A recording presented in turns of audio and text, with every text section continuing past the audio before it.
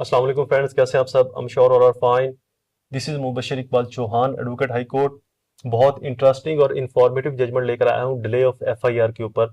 अगर delay in lodging the FIR, nomination in FIR, जबकि FIR में बंदा नॉमिनेट भी था, no plausible explanation, business transaction, bail grant 2025 MLD 364। Proposition आपको थोड़ी सी बता दूं, फिर आपको इसकी साइटेशन भी बताता हूं ना। 497 से +2 PPC 489F dishonestly issuing a cheque pre arrest bail. ये प्री रेस्ट बेल है, आपको वैसे मैं बता दूं। Pre arrest bail, confirmation of further inquiry, delay in lodging the FIR. No doubt the applicant was nominated in the FIR. However, it was registered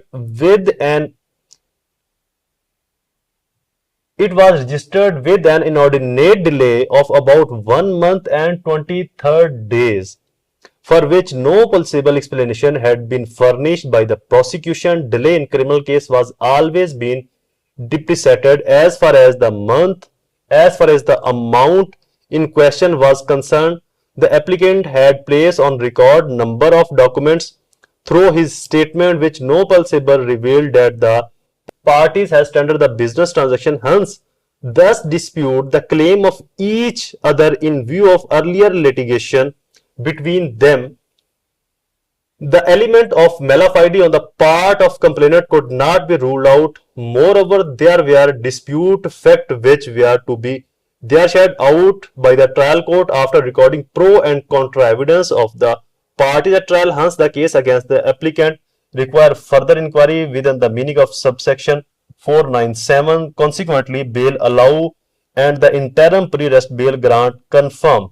2025 MLD 365 Sindh की high court की ये judgement है, जहां पर pre arrest bell heavy amount के ऊपर दी गई, क्योंकि पर्चा तखीर से था। फौजदारी निजाम में जब भी एफआईआर तखीर से करवाई जाएगी तो उसका अल्टीमेटली जो फायदा है वो अक्यूज को मिलेगा, और उसका कॉन्सिक्वेंटली जो नुकसान है वो हमेशा मदई को ही मिलता है। तो लिहाजा अपनी एफआईआर को जितना आप डिले करवाएंगे वो आपके नुकसान में जाता है, और इसकी को आप वजाहत भी पेश ना करें। कोई पेश करदा जो पेश करदा दिफाई दस्तावेजात के मुताबिक जो मामला है वो दीवानी नौयत का लग रहा था, मालियाती लेन देन था फ्रीकियान के दरमियान में, कारोबारी, तो जमानत मंजूर कर लीजिएगा। लिहाजा जब भी एफआईआर लिखवाएं किसी भी लीगल जो आपका कोई भी जो आपका वकील है उससे एक दफा आप उसको इंगेज करके उससे एक दफा आप मुशावरत अपनी जरूर कर लिया करें। वीडियोस कंप्लीट, दोबारा हाजिर होगा किसी और इन्फॉर्मेटिव वीडियो के साथ।